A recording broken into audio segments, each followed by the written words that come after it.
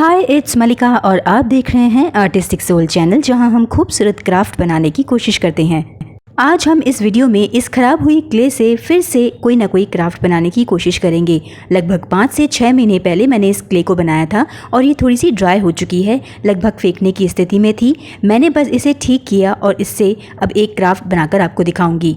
Clay को फेंकने से बेटर तो यही है ना कि हम इससे कोई ना कोई क्राफ्ट बना लें। तो मैंने यहाँ पर एक चार्ट पेपर लिया है। हमें इस बात का यहाँ ध्यान रखना है कि जो भी हम पेपर लेंगे वो थोड़ा सा मोटा ही होना चाहिए।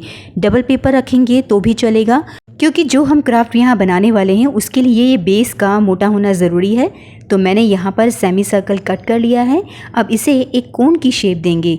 जिस तरह से हम मेहंदी के कोन बनाते हैं उसी तरह से ये कोन भी हमें यहाँ पर फोल्ड करना है। नीचे से चौड़ा और ऊपर से थोड़ा सा पतला होगा। इसकी ऊपर से कटिंग करने के बाद इसको थोड़ा सा और फाइन कर लिया है मैंने, और अब इसको रोल करके स्टेपलर से ही इसे यहाँ पर फिक्स कर दूँगी। बस इतना ही काम है, इसे चिपकाने की ज़रूरत नहीं, आप स्टेपलर से एक बार इसे फिक्स कर दीजिए। अब ये मैंने यहाँ पर डबल चार्ट पेपर कर लिए थे तो ये थोड़ा और थिक हो चुका है। अब बात आती है हमारी क्ले की। तो मैंने क्ले में थोड़ा सा वाटर डालकर इसे अच्छे से गूंदा था 10 से 15 मिनट, जिसकी वजह से ये सॉफ्ट हो चुका है और दोबारा यूज़ करने लायक भी हो चुका है। अब मैं इसे पतला पतला बेल रही हूँ और जो कटिंग हमने की है यहाँ पर सेमी सर्कल, उसे रख कर पेपर कटर की सहायता से एक्स्ट्रा क्ले को हटाते हुए इसे एक अच्छे से शेप दूंगी। कुछ लोग बोलते हैं कि जो हम होममेड क्ले तैयार करते हैं और जिस पर मैंने 2 से 3 वीडियो बनाए भी हैं, आपको होममेड क्ले बनाना सिखाया भी है, वो कितने टाइम तक चलती है, कई लोगों का क्वेश्चन आता है।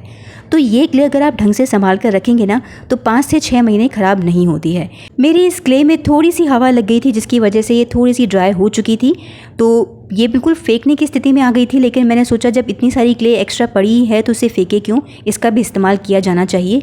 मैंने थोड़ी सी मेहनत करी, थोड़ा सा पानी डालकर इसे अच्छे से सॉफ्ट डो बनाने की कोशिश की थी। हालांकि इसमें सूखापन अभी भी है, थोड़े से क्रैक्स आ रहे हैं, लेकिन हम उसको भी ठीक कर सकते हैं पानी की हेल्प से। बस आपको पानी लगाकर इसे थोड़ा सा चिकना करना है। कोन तैयार करने के बाद थोड़ी सी क्ले और लेनी है, उसे रोल करना है और उसके बाद इस तरह के गोल ढक्कन को लेके आप उसकी कटिंग कर दीजिए। इसकी गोल कटिंग आप पेपर से भी कर सकते हैं, जैसे कि हमने सेमी सर्कल में की थी कोन के अंदर। आप ढक्कन ले सकते हैं या पेपर लगा सकते हैं। और एक और हमें रोल करना है यहाँ पर क्ले का पार्ट, और जो हमने पहले वाला सर्कल कट किया था ना, उससे थोड़ा सा सर्कल हमें यहाँ पर छोटा कट करना होगा। तो मैंने ढक्कन से कट कर लिया है और एक्स्ट्रा क्ले को हम वापस से निकाल कर रख देंगे। अब क्ले से हमने ये 3 पीस तैयार कर लिए हैं। इसे साइड से ठीक करने के बाद इस पर थोड़ा सा पानी स्प्रेड कर रही हूँ और उंगली से ही इसे चिकना करने की, यानी इसको स्मूथ करने की कोशिश करूँगी, ताकि जो इसमें थोड़े बहुत क्रैक्स हैं वो कवर हो जाएं। और ये बहुत ही आराम से कवर हो जाते हैं। तो बस इसे अच्छे से सुखा कर रखना है। मैंने इसे पूरे 1 दिन के लिए सुखा के रखा था, क्योंकि अभी बरसातों का टाइम है तो सूखने में काफ़ी टाइम लग रहा था। उसके बाद अब ये अच्छे से ड्राई हो गए हैं तो मैं सैंड पेपर से इनकी फिनिशिंग कर रही हूँ, इसके साइड में और इसके ऊपर। इसके बाद मैं इसके ऊपर एक कलर बेस ले रही हूँ। यहाँ पे मैंने कलरिंग के लिए एक्रिलिक कलर लिया है। आप चाहें तो इसके ऊपर ऑयल पेंट भी लगा सकते हैं, जो वाटरप्रूफ भी होते हैं। इस पेंट को सूखने के बाद इन 2 सर्कल पीसेस को इस तरह से बीच में रखकर आपस में पेस्ट करना है। और जल्दी से अब हम इस कोन की भी डेकोरेशन करेंगे। तो मैंने अलग अलग कलर्स यहाँ पे लिए हैं और इन कलर से इसके ऊपर अलग अलग तरह के डिज़ाइंस या पैटर्न्स बनाऊँगी। ये बहुत ही आसान और झट से तैयार होने वाला क्राफ्ट है और शायद आपको अभी तक अंदाज़ा हो गया होगा कि हम इससे क्या बना रहे हैं। एक्रिलिक कलर जब सूख गए तो मैंने इसके ऊपर 3D आउटलाइनर से डिज़ाइन और पैटर्न्स बनाना शुरू कर दिए हैं। 3D आउटलाइनर से काम करने का फ़ायदा बस यही रहता है कि ये थोड़े से उभार के साथ बनते हैं और दिखने में भी अच्छे लगते हैं। तो मैं यहाँ धीरे धीरे करके सभी जगह इन 3D आउटलाइनर से डिज़ाइन डालती जाऊँगी और बीच बीच में मैंने कुछ मिरर्स भी यहाँ पर ऐड किए हैं। आपके ऊपर है कि आप अपने इस कोन पर या इस तरह के क्राफ्ट पर किस तरह की डिज़ाइन बनाना चाहते हैं। ये सेम डिज़ाइन आप बनाना चाहें तो आप इसे भी कॉपी कर सकते हैं। ये 3D आउटलाइनर्स जो है ना, मैंने घर पर ही बनाए थे। मार्केट से लिए हुए ये 3D आउटलाइनर की डब्बियाँ मेरे अभी तक काम आ रही हैं, जो मैंने कम से कम 3 से 4 साल पहले ली थी। अगर आप भी 3D आउटलाइनर बनाना सीखना चाहते हैं तो चैनल पे ज़रूर चेक कीजिएगा, इसका वीडियो आपको मिल जाएगा, या फिर आप डिस्क्रिप्शन में चेक कर लीजिएगा, वहाँ पर भी मैं आपको ये लिंक प्रोवाइड कर रही हूँ। कोन पर भी डिज़ाइन बनाने के बाद अब मैं स्प्लिट पर भी डिज़ाइन बना रही हूँ। अब बस ये बनकर तैयार हो गया है। लीजिए, ये कंप्लीट है और ये है एक धूप स्टैंड। जो कि मैं काफ़ी टाइम पहले से बनाने का सोच रही थी, लेकिन मौका ही नहीं मिला। जब ये क्ले का इस्तेमाल करने की बारी आई तो मुझे ये वाला आइडिया क्लिक किया और जब मैंने इसे बनाया तो आपके साथ भी शेयर कर लिया। और सबसे बड़ी तसल्ली की बात तो ये है कि वो क्ले जो ऑलमोस्ट कचरे में जाने वाली थी, मैंने उसे रीयूज़ करने की कोशिश की और ये कुछ ऐसा बना। तो कैसा लगा आपको ये धूप स्टैंड? आपको अगर ये पसंद आए तो आप भी ये ज़रूर ट्राई कीजिएगा। अगर आप इसे ताज़ी क्ले से बनाएंगे तो ये और भी खूबसूरत बनेगा। आप चाहें तो जो ये लेयर हमने ली है ना कोन की, उसे आप थोड़ा सा और पतला कर सकते हैं और भी नए डिज़ाइन इसमें ऐड कर सकते हैं। पर्ल और रैनस्टोन भी ऐड कर सकते हैं और इसका इस्तेमाल हम मंदिर में यूज़ कर सकते हैं या अपने रूम में लगा सकते हैं। इसके अंदर अगरबत्ती भी लगाई जा सकती है। तो अगर आपको ये आइडिया पसंद आया है तो इसे लाइक ज़रूर कीजिएगा। चलिए अगले क्राफ्ट की तरफ। हम एक और क्राफ्ट बनाने वाले हैं और वो भी होममेड क्ले से तैयार होगा। इसके लिए मैंने यहाँ इस पत्ती से इंस्पिरेशन ली है और ये जो क्ले हमने तैयार की थी ये ताज़ी क्ले है। तो ये वाला वीडियो अगर आप देखना चाहें तो इसका चैनल पे उपलब्ध है वीडियो, दो वीडियोस हैं, ज़रूर देखिएगा। इसके लिए भी हमें एक मोटे पेपर की ज़रूरत है क्योंकि जो हम शेप इसे देना चाहते हैं और बाद में जो हम कटिंग करेंगे उसमें मोटे पेपर की ही ज़रूरत पड़ती है। मैं यहाँ पर एक पत्ती शेप को ड्रॉ कर लूँगी, उसके आसपास की कट्स को भी इस तरह से ड्रॉ करके इसकी कटिंग कर लेनी है और इसे तैयार कर लेना है। तो लीफ की कटिंग करने के बाद और इसे तैयार करने के बाद अब हमें क्ले की ज़रूरत पड़ेगी। मैं यहाँ पर थोड़ा सा क्ले लूँगी पहले और उसे इस तरह से रोल करूँगी।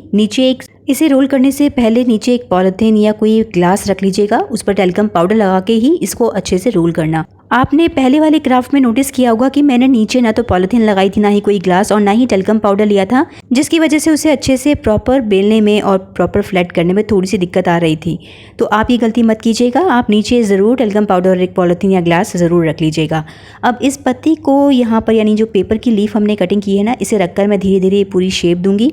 और इस लीफ को बनाने के बाद, कट करने के बाद मैंने पेपर कटर लिया है, इसे उल्टा रख कर मैं इस लीफ की लाइनों को इस तरह से यहाँ पर प्रेस करके बनाती जाऊँगी। ये इसका इम्प्रेशन इसके ऊपर पड़ता जाएगा तो बाद में हमें बड़ी हेल्प मिलेगी। अब आपको कोई भी इस तरह का डीप बोल लेना है और उसके अंदर ऑयल लगाना है। अब धीरे से हम इस पॉलीथीन से इस लीफ को उठाएंगे और इसके अंदर धीरे से डालकर रख देंगे और लगभग इसे 12 से 13 घंटे सूखने देंगे। सूखने के बाद ये बिल्कुल शेप में आ चुका है। इसके बाद स्मूथ करेंगे इसके किनारों को, वही सैंड पेपर लेना है और जब तक ये अच्छे से किनारे बिल्कुल स्मूथ नहीं हो जाते हैं, शेप में अच्छे से नहीं आ जाते हैं, तब तक इसे सैंड पेपर से इसी तरह से हम फिनिशिंग देंगे। अंदर और बाहर की तरफ, पीछे की तरफ भी हम इसी तरह से करेंगे। अब मैं यहाँ पर कलर करना स्टार्ट कर रही हूँ और यहाँ पर भी मैंने एक्रेलिक कलर का ही इस्तेमाल किया है। सबसे पहले हमें इस क्ले पर एक वाइट बेस कोट देना होगा, जिसकी वजह से हमारे बाकी के कलर जो है ना बड़े अच्छे से और ब्राइट से नज़र आएंगे। तो वाइट कलर कर लीजिएगा, एक कोट ही काफ़ी होगा और उसे अच्छे से सूखने के बाद ही सारे के सारे कलर इसके ऊपर पेंट किए जाएंगे। मैंने यहाँ पर बहुत सारे रंगों का इस्तेमाल किया है। आप चाहें तो इसे ब्लैक एंड वाइट थीम भी दे सकते हैं या जो कलर आपको पसंद हो वो भी आप यहाँ पर देके इसे पेंट कर सकते हैं। बस ज़रूरी ये है कि आप इसे अच्छे से पेंट करें। अगर एक कोट में वो अच्छे से पेंट ना हो तो दूसरा कोट भी ज़रूर करें। और एक्रेलिक कलर की ये विशेषता होती है कि अगर आप उसे अच्छे से पेंट करके फिनिशिंग के साथ लगाएंगे ना तो उसमें ग्लो भी आता है, यानी थोड़ी सी चमक भी नज़र आएगी। सिर्फ एक कोट से ये होना पॉसिबल नहीं है। तो मैंने कलर कोट तो इसके ऊपर कर दिए थे सारे और उसे ड्राई होने दिया था। अब ब्लैक कलर की 3D आउटलाइनर से इसकी लाइनों को यहाँ पर बना लूँगी। वैसे तो आप यहाँ पर पेंट भी यूज़ कर सकते हैं, डायरेक्ट पेंट लीजिए या पेंट का इस्तेमाल करते हुए लाइनें बना लीजिए, या अगर आप इसे थोड़ा सा शाइनी बनाना चाहते हैं तो ग्लिटर ट्यूब का इस्तेमाल कर लीजिएगा। सिल्वर या गोल्डन यहाँ पर बहुत अच्छी लगेंगी, तो आप वो भी ट्राई कर सकते हैं। मुझे इस पर 3D आउटलाइनर से थोड़ा सा और डिज़ाइन बनाने का मन था, तो मैंने यहाँ पर छोटे छोटे सर्कल भी यहाँ पर ड्रॉ कर लिए हैं इस पूरे ही लीफ पर। वैसे आप चाहें तो इसके ऊपर राइनस्टोन भी पेस्ट कर सकते हैं, ये बिल्कुल शाइनी हो जाएगा। जैसा आपको अच्छा लगे डिज़ाइन, जैसा आपको अच्छा लग रहा है कलर, आप वो इस्तेमाल करके ज़रूर ट्राई कीजिएगा। थोड़े बहुत एक्सपेरिमेंट भी ज़रूर करके देखिएगा और एग्जैक्टली मेरा ही वाला पसंद आ रहा है ये डिज़ाइन तो आप इसे भी बना सकते हैं। तो पीछे हम यहाँ पर ब्लैक कोट दे रहे हैं ताकि जो हमारा क्ले है वो अच्छे से कवर हो जाए। पीछे की साइड पर ब्लैक कलर करने के बाद और इस पूरे ही पीस को अच्छे से ड्राई होने के बाद एक बहुत ही ज़रूरी काम रह गया है और वो है इसकी वार्निशिंग। तो मैं यहाँ पर इस पर वार्निश पेंट कर रही हूँ। ये वही वार्निश है जो हम फर्नीचर के लिए इस्तेमाल करते हैं और बस 2 से 4 घंटे इसे सूखने दीजिएगा। और लीजिए, होममेड क्ले से तैयार हो गई ये छोटी छोटी प्लेट्स या बोल। आप इसे किसी भी तरह से इस्तेमाल कर सकते हैं। इन दोनों ही क्राफ्ट आइडियाज़ में से आपको ज़्यादा बेटर कौन सा लगा ज़रूर बताइएगा। ये वीडियो पसंद आया तो लाइक ज़रूर कीजिएगा। अगले संडे को ठीक 2 बजे फिर से मिलेंगे एक नए क्राफ्ट आइडिया के साथ। तब तक के लिए keep crafting and thank you so much for watching this video.